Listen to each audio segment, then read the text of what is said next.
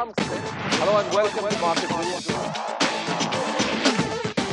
We had talked last time within the banking space, Masha, and you had highlighted 2 or 3 bank stocks that you like. They were all from the private sector play.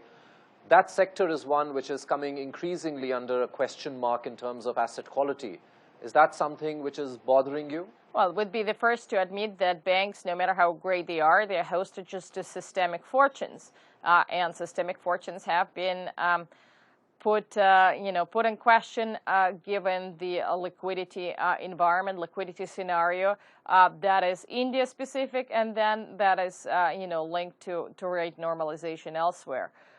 So we do think that the new RBI governor provides a more predictable liquidity environment for the banks. We think that the actions will be more coherent, and the more the bank moves away from trying to manage the currency to managing inflation and growth outcomes, the better ultimately that would be for the financial institutions acting in the space.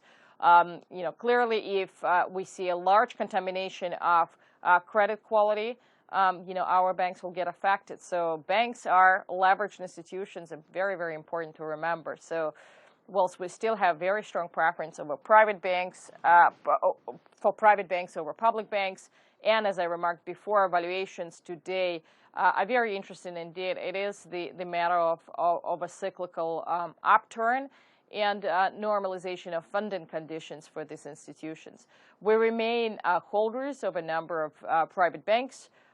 We've added a little bit of fresh capital, but we would probably wait for more signs that the liquidity scenario has normalized for these institutions to add more. Hello and welcome to Market News.